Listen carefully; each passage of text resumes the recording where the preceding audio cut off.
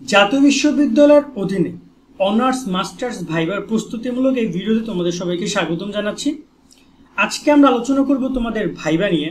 দেখো, ভাইবার বেশ ভালো একটা নাম্বার থাকে। এখন তুমি যদি একটা গুড প্রেজেন্টেশনের মাধ্যমে তুমি যদি সেই নাম্বারটা তুলতে পারো তাহলে দোষের কি?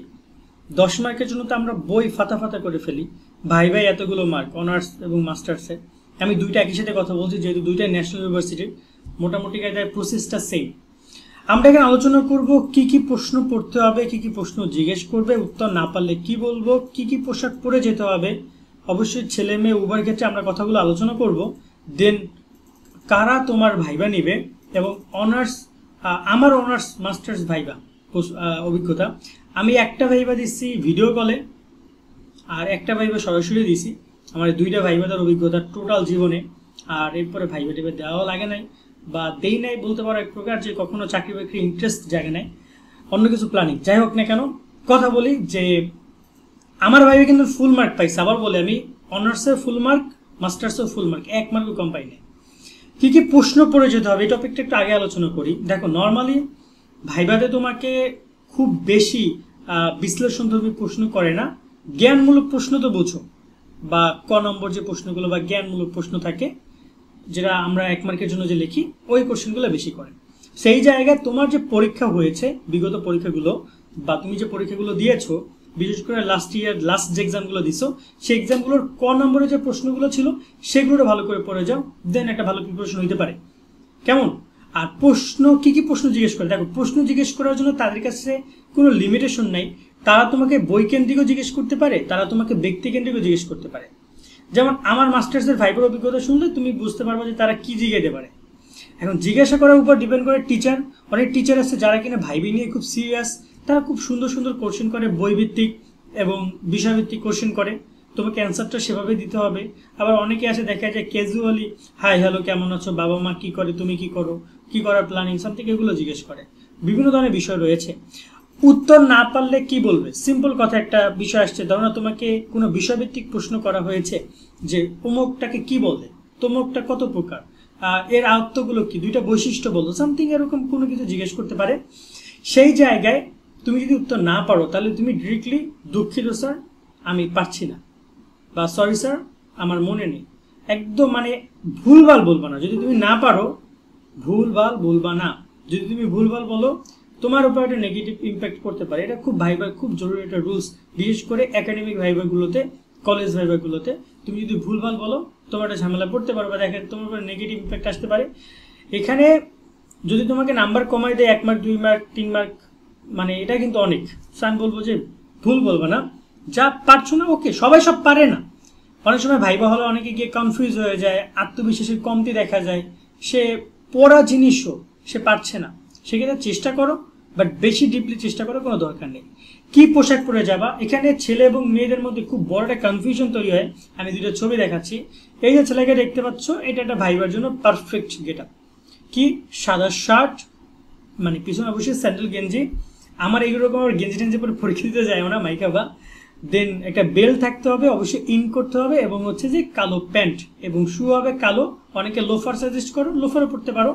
এখন এখানে এমন না যে তোমাকে ভাইবার জন্য আবার 10-15 হাজার টাকা শপিং করার জন্য আমি পরামর্শ দিচ্ছি, বাট বন্ধু বান্ধবের কাছ থেকে ধার হোক বা যাই হোক না কেন, তুমি এইটা মেনটেন করার চেষ্টা করবা। আর যদি সম্ভব হয় টাই মেনটেন করার চেষ্টা করো। যারা একটু চিকনা চাকনা রয়েছে, মোটামুটি কাজে বেশি মোটা সোটা না, তারা এই ছোটো টাইগুলো পড়তে পারো, কলেজ টাইগুলো।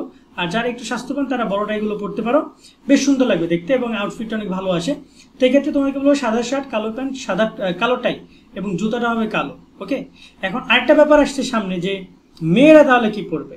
মেয়েদের ক্ষেত্রে কোনো পড়ার কোনো কিছু নাই, তবে একটা শ্লীলতা, মানে যেটাকে বলা হয় যে সুন্দর দেখায় যেন, বা যদি বলি অনেকে বোরকা পরো, অনেকে 3 পিস পরো, অনেকে শাড়ি পরো, কোনো ব্যাপার না, পড়তে পারো।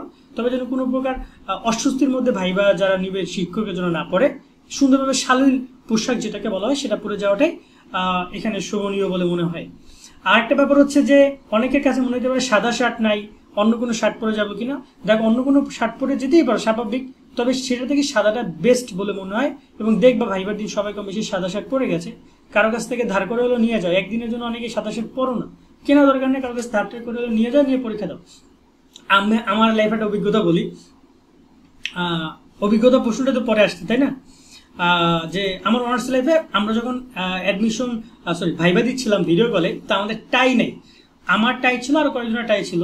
তো কি করছে, টিচার একটু পর ডাকতেছে, প্রায় 7-8 মিনিট পর একজনকে 2-3 মিনিট জিজ্ঞেস করতেছে।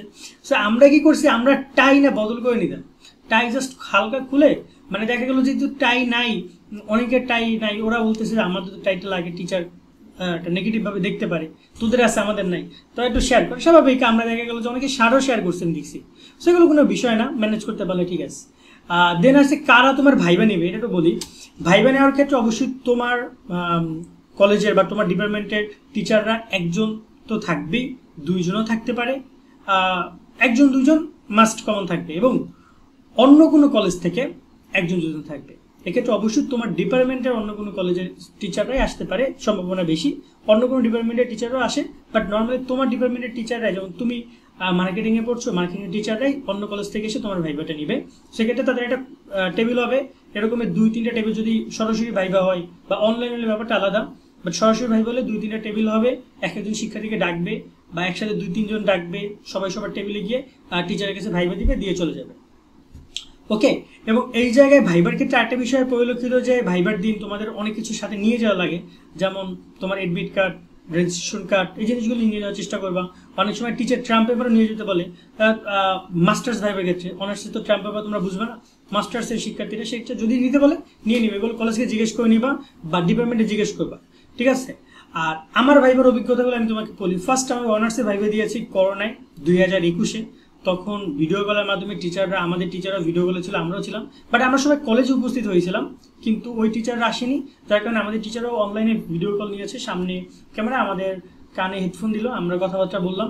তো দেখা যায় যে নেটের সমস্যা সম্পর্কিত সমস্যার কারণে অত ভালোভাবে জিজ্ঞেস করেনি। আমাকে জিজ্ঞেস করছিল কটা প্রশ্ন, আমি একটাও বলছি যে পারি না, সবই বলছি পারি না, কারণ আমাকে ভাইবার সবকিছু দায়িত্ব কলেজ থেকে দেওয়া হয়েছিল। বোঝো তো, কলেজের একজনকে টিচাররা মূলত একটু বানায়, মুরগি বানায়, তো মুরগিটা আমি ছিলাম। সবাইকে নিয়ে আসা, কে কে ভাইবা কখন দিতে যাবে, এগুলো খেয়াল রাখা। আমার খেয়ালই নাই যে আমার কি জিজ্ঞেস করবে, আমার কোনো টেনশনে কাজ করে না, আমাকে জিজ্ঞেস করছে, আমি পারি না বলে দিছি। তো ব্যাপারটা এরকম। বাট মাস্টার্সের ভাইবাটা আমি অনেক সিরিয়াসলি প্রিপারেশন নিয়ে দিয়েছিলাম। মাস্টার্সের ভাইবা হচ্ছে আমাদের তেজগাঁও কলেজে। সো ওখানেও আমি দায়িত্ব পালন করছি, আমার আন্ডারে 30 জন স্টুডেন্ট ছিল, ওদের সব কিছু ডকুমেন্ট থেকে শুরু করে ডাকা নেওয়া সব কিছু আমি করছি। বাট লাস্টে যখন আমার ভাইবাটা হইলো, তখন আমার ডিপার্টমেন্ট হেড স্যার ছিল, আমাদের ভাইবা নিয়েছে মাহবুব স্যার, আরও হচ্ছে যে নিউডিগ্রি মডেল কলেজের টিচার ছিল। বাট তাদের সাথে খুব ফ্রেন্ডলি কনভারসেশন হয়েছে। আমাকে আমার এই পার্সোনাল লাইফ, ইউটিউব, এই বিষয়গুলো নিয়ে স্যারদের ইন্টারেস্ট ছিল, স্যাররা জিজ্ঞেস করছে। আর 2-একটা প্রশ্ন জিজ্ঞেস করেছে আমাকে পরীক্ষা রিলেটেড। আমার মাস্টার্স মার্কেটিং, যেহেতু আমার ব্যাকগ্রাউন্ড, মার্কেটিং নিয়ে কিছু প্রশ্ন জিজ্ঞেস করেছিল, আমি অ্যান্সার দিয়েছি, ওগুলো আমার মনে ছিল। আর নর্মালি আমার সাথে মনে হয় ভাইবাতে টোটালি মনে হয় 10 থেকে 12 মিনিট কথা বলেছে। এবার আমার ভাইবা দেখে আমার পিছনে যারা আসার কথা, মানে আমি অন্য একটা গ্রুপে ছিলাম, আমি একটা গ্রুপকে লিড করলাম, আমি অন্য একটা গ্রুপে ছিলাম মেম্বার হিসেবে। তো ওরা বলতেছে শোভনরা তো কি জিজ্ঞেস করে, এতক্ষণ লাগতেছে কেন? বাট স্যাররা বললাম না যে স্যাররা দেখা যায় যদি তোমার সাথে ফ্রেন্ডলি বিহেভ করে, তারা তোমার সাথে একটু গল্প করতে পারবে, কথা বলতে পারবে, তুমি কেমন মানুষ, তুমি যেহেতু এখান থেকে ডিপার্টমেন্ট থেকে কমপ্লিট করে যাচ্ছ, তুমি ঠিক আছো কিনা দেখতে পারো। স্যারের সাথে অনেকক্ষণ কথা হয়েছে, প্রায় 10 থেকে 12 মিনিটের মতো করে। তো এরকম টাইম খুব কম কথা হয়েছে। যাই হোক না কেন, তো ভাইবার প্রস্তুতি ব্যাপারটা হচ্ছে তোমরা ইজি থাকো, বাট ড্রেস আপ মেনটেন করে চলো, হালকা কিছু পড়াশোনা করে যাও, দেন এনাফ, খুব বেশি টাফ না। তবে 2-একটা কলেজ রয়েছে বাংলাদেশে যারা কিনা ভাইবার ব্যাপারে জাতীয় বিশ্ববিদ্যালয়ের অধীনে অনেক কড়াকড়ি, যেমন সিটি কলেজ রয়েছে, আরও কয়েকটা কলেজ রয়েছে। তো ওদের ব্যাপারটা আলাদা। সেক্ষেত্রে তাদের স্টুডেন্টদের কাছে যারা বিগত সালে পড়াশোনা করে গেছে, তাদের কাছে জিজ্ঞেস করে গেও, তাহলে হয়তো বা ভালোটা প্রস্তুতি নিতে পারবে। আজকে আমি এখানে বিদায় নিচ্ছি, সকলে অনেক ভালো থাকবা, আল্লাহ হাফেজ।